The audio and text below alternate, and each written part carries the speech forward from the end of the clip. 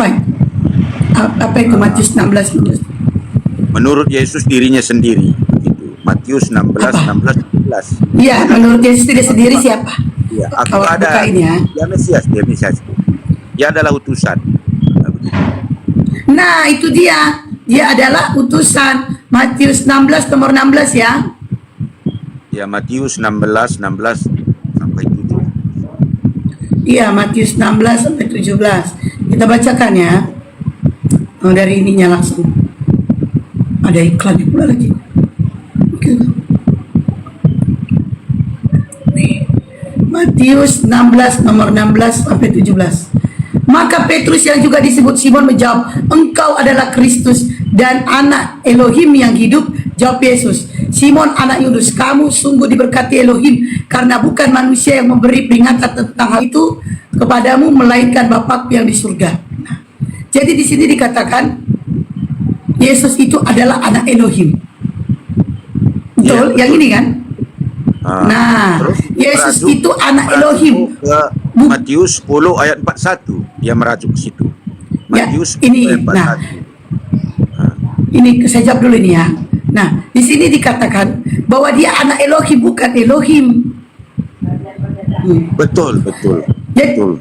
nah kalau dia anak Elohim kan selalu kalian mengatakan bahwa ya, nih, barang siapa menyebut seorang nabi sebagai nabi, ia akan menerima upah nabi. Dan barang siapa menyebut, nah berarti di sini Yesus utusan bang, nabi. Iya. Dikatakan tadi di dalam Matius 16 nomor 16 dikatakan di situ bahwa dengar ya, Simon itu anak Elohim. Ya, bahwa di Yesus itu dikatakan anak Elohim, bukan Elohim itu sendiri. Jadi tidak ada Tritunggal, itu tidak ada. Betul, betul. Nah, betul. nah kalau anak Elohim itu berarti dia adalah seorang utusan. Kenapa Yesus dikatakan anak Elohim? Sama seperti Bang Maen. Bang Maen juga dikatakan anak Tuhan kan? Betul? Iya, betul, betul, betul. Jadi begini, Bang Maen dikatakan anak Tuhan, bukan berarti Bang Maen adalah Tuhan. Iya, ya, betul, betul. Jadi Kenapa kalian dikatakan anak Tuhan? Karena kalian itu kalau selalu di dalam gereja diberkatilah kalian dalam nama Yesus, diberkatilah kalian dalam nama Tuhan, gitu. Maka sebab setiap kalian datang, kalian selalu dikatakan gini, "Selamat siang saudara-saudaraku, diberkatilah kita anak-anak Tuhan." Dikatakan begitu, kalian dikatakan anak-anak Tuhan. Nah itu bukan berarti kalian Tuhan itu sendiri. sebetulnya begini Bu, aku juga udah berdosa kan begini, cuman memang di media ini tidak bisa kita mengungkapkan sesuatu. Di dalam Keluaran 20 ayat 7 itu dikatakan kepada kami umat Kristen, tetapi apa boleh buat kalau kita mencari sesuatu apa yang ada di dalam kebenaran itu, kan begitu Bu ya. Tapi di Keluaran 20 ayat 7 sudah mengatakan kan, di situ bacalah nanti Bu sendiri yang bacakan, tidak usah diungkapkan kan. Jadi gini Bang Maen, kalau misalnya Abang itu sebenarnya tidak boleh membawa Keluaran kalau Abang mau perdalam.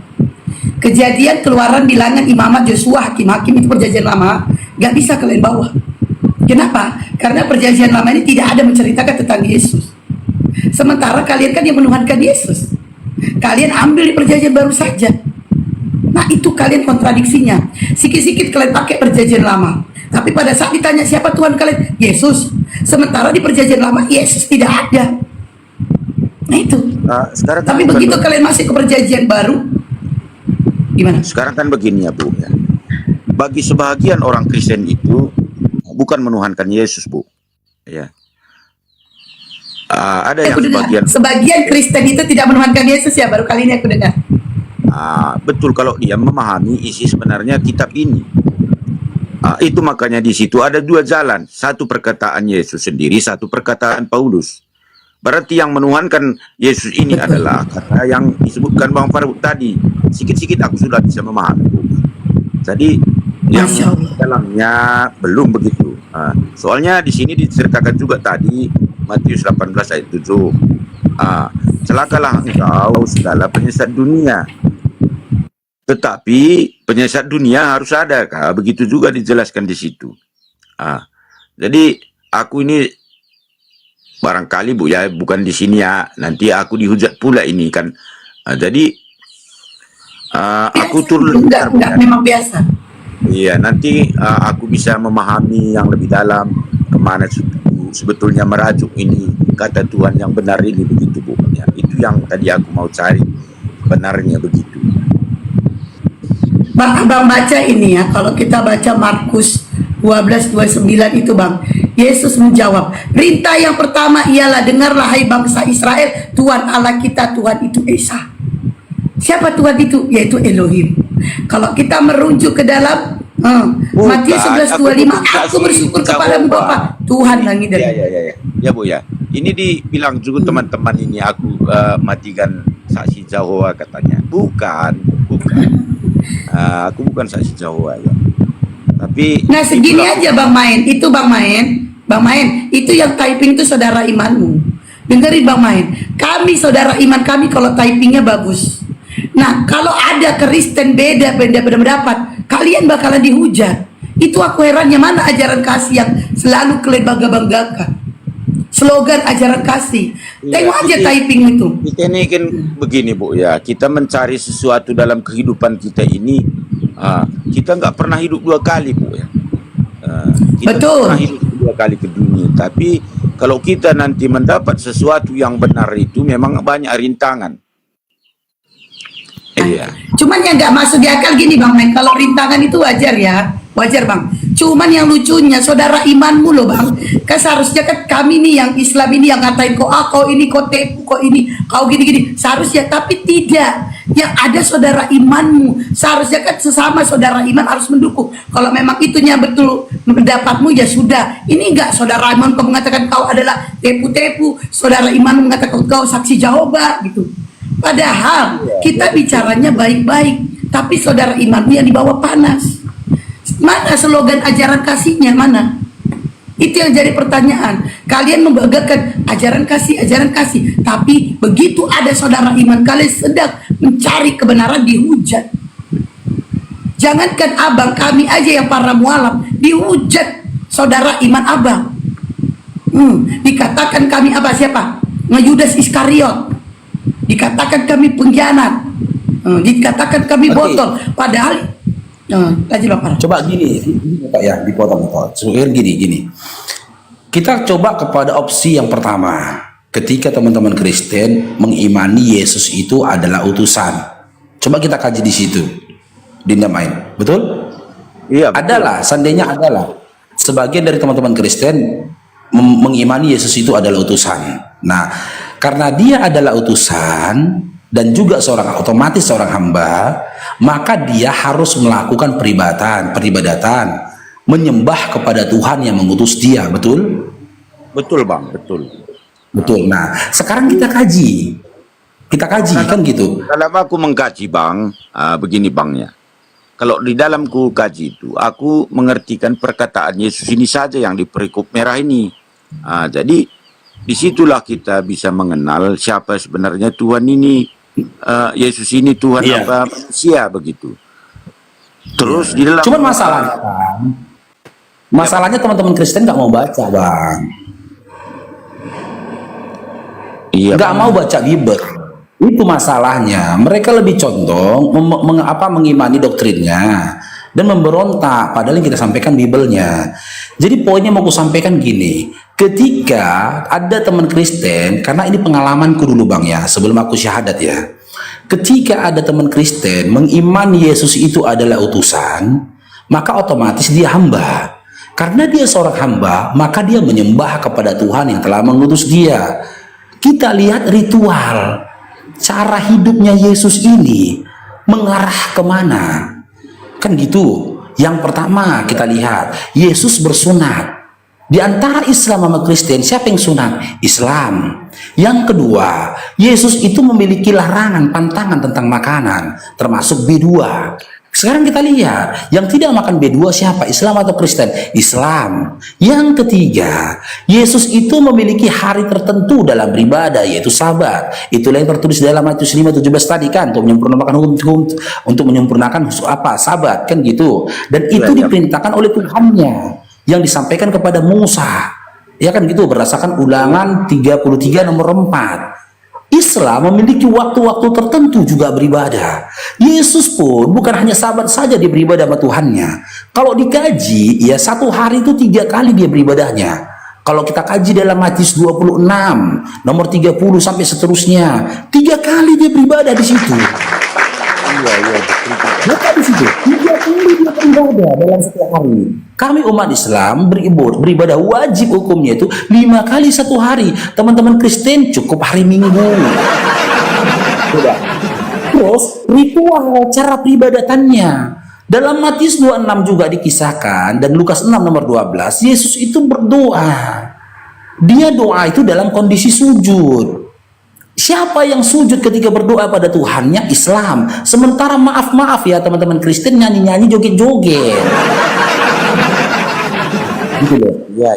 Yesus bersyukur kepada Tuhan yang mengutus dia. Dalam bahasa Arab, dalam bahasa Arab. Sebentar bang ya. Sebentar bang. Tadi abang bilang Yesus itu joget-joget, menyembah Yesus itu kan begitu. Bukan Yesus yang joget-joget, Bang. Iya, dia bukan Yesus. Umat. Iya, orang Kristen. Jadi Lukas 7, di Matius 7, 21, 23, berarti yang dikatakan Yesus ini udah genap sekarang kurasa ini bang.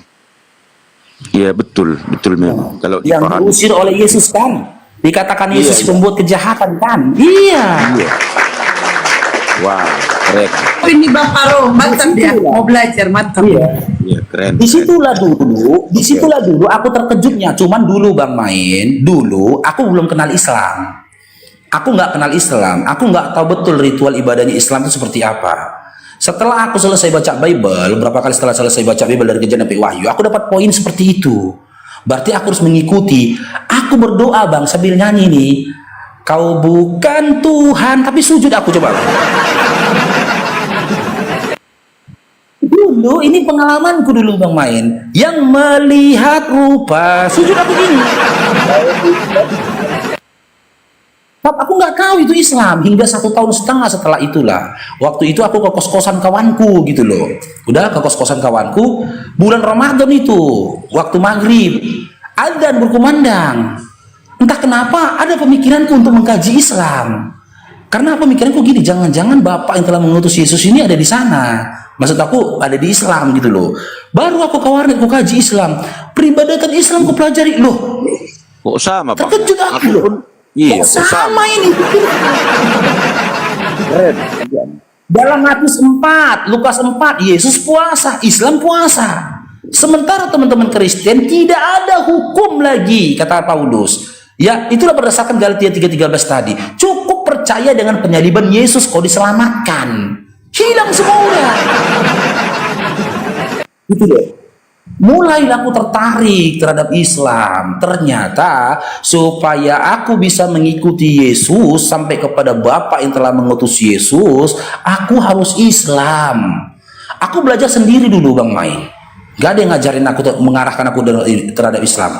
Aku belajar sendiri. Pemikiranku sendiri ke situ gitu loh. Ternyata setelah aku Islam, belajar aku pada guru-guru, benar. Islam inilah ya versi Yesus untuk semua orang. Versi jalan yang disampaikan Yesus untuk semua orang, karena jalan dan pengajaran yang disampaikan Yesus pada masa lampau untuk Bani Israel, tapi ada untuk semua orang melalui apa? Melalui Nabi Muhammad Sallallahu Alaihi Wasallam. Begitu. Lukas juga dikatakan begitu juga bang ya, bersama-sama dengan Simon ya, di Lukas 24 ayat 44 ya, yang mengatakan itu, inilah perkataanku, katanya itu. Coba diapakan dulu, dijabarkan dulu apa di situ isinya bang. Lukas 24 Lukas 24 nomor 24. Lukas 24 kan? Iya bang, Nomor 24. nomor 44 bang. Apa yang dikatakan di situ bang?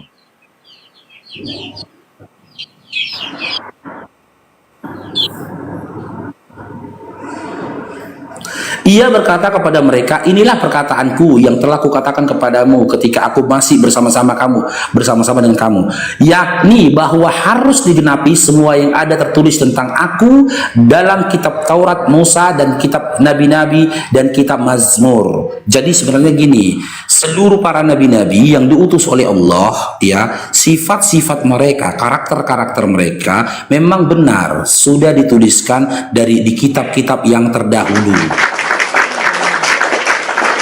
Tidak sampai gitu loh. Ya, Bang. Itulah alasannya ketika Yesus lahir, kisah Yesus lahir yang tertulis dalam Matius 1 nomor 1 dan juga nomor 2, ya, Matius 1 dan juga Matius 2, di situ ada peran dari Bani Israel ketika mereka ya mendapatkan kabar tentang kelahirannya Yesus, gitu loh. Karena apa? Karena Bani Israel pada saat itu sudah menunggu kelahiran dari Yesus, dan mereka yakini Yesus ini lahir dari anak keturunannya Bani Israel. Tapi ternyata mereka menelan kekecewaan. Apa kekecewaan yang mereka telan? Yesusnya lahir tanpa seorang ayah. Itu kekecewaan yang mereka telan. Makanya mereka menolak Yesus. Karena di dalam tradisi Yahudi, seorang anak yang tidak punya ayah, nasabnya itu nggak ada. Makanya dia kalau di Islam, Isa ibnu Maryam.